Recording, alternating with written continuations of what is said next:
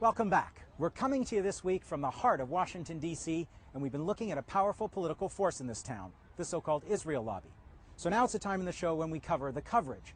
And when you look at media coverage of the Israeli-Palestinian conflict, sometimes you got to wonder if Americans are watching a different war from the rest of the world. Here's Richard Gisbert with Election Post.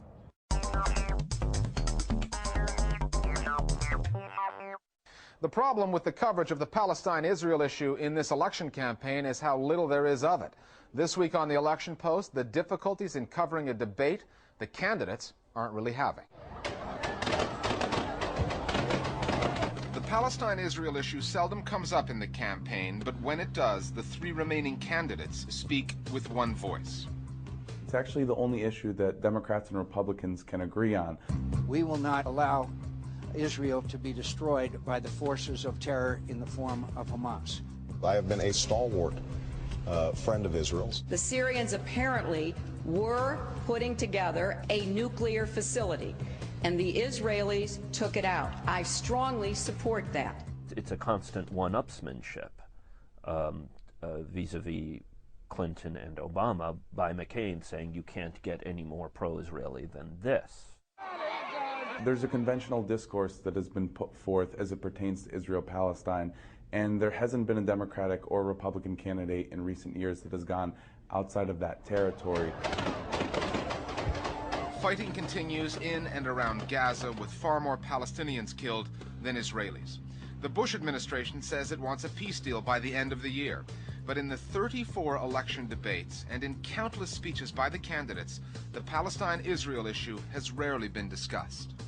Palestinian statehood and Palestinian human rights is an issue that none of the candidates have really been addressing. They've certainly established their affinity for the state of Israel. None of them, however, have taken the step to say, listen, what's going on with the Palestinian people is really a travesty of justice, and it's something that should be stopped. The voice of the right wing, which wants to keep a hold of all this territory, is the voice that's heard. And their voice dominates U.S. political dialogue and U.S. journalism. Any dissenting views are excluded by the media or met with a storm of abuse. And those views need not belong to the candidate either. Barack Obama was questioned repeatedly over anti-Semitic comments made by Reverend Louis Farrakhan. Farrakhan supports Obama, but has nothing to do with the campaign. Do you accept the support of Louis Farrakhan? I have been very clear in my denunciation of Minister Farrakhan's anti-Semitic comments. I think they are unacceptable and reprehensible. Your Jewish support would dry up quicker than a snowball in hell. Tim Russert was really pushing Barack Obama to distance himself from Louis Farrakhan, and Obama did that. As you know, Reverend Farrakhan called Judaism gutter religion. But Russert wouldn't let that go away. He insisted on continuing to come back and talk about that. What do you do to assure Jewish Americans that you are consistent with issues regarding Israel?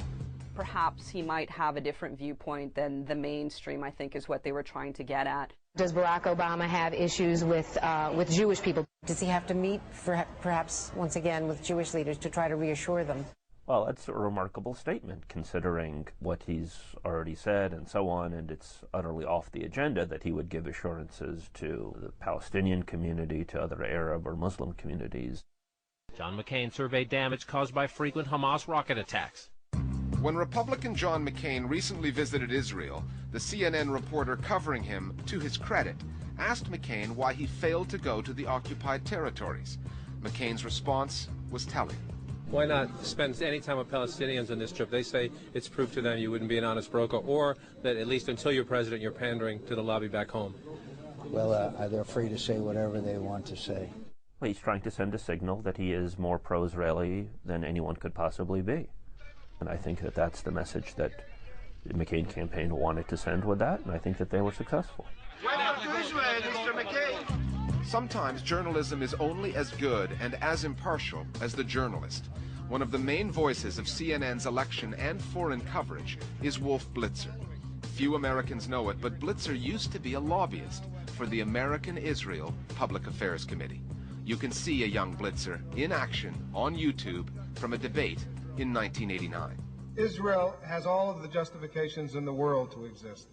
And I don't even think it's appropriate to question the reason why Israel exists. Thank God that there is at least one Israel. Can a former lobbyist for Israel provide impartial, objective reporting for CNN? Would any American news channel ever hire a former Palestinian lobbyist to tell this story? The first question is open to debate. The second one really isn't. And we'll be back here again next week on the Election Post with more on the media and the U.S. elections. We're back at the White House, where in January 2009, all the tourists will have an opportunity to gawk at a new resident moving in. The outgoing resident, George W. Bush, is on record saying that he wants to see the creation of a Palestinian state before the end of his term. But with only 9 months left, it's really looking like the next president will have to start afresh on the U.S. roadmap to peace. So who among the presidential candidates do Palestinians have their eye on? We went to Ramallah to find out. Hi, my name is Victor Hadi. I'm a Palestinian American, or an American Palestinian, I should say, and I am the owner of Zayt Zatar, which means olive oil and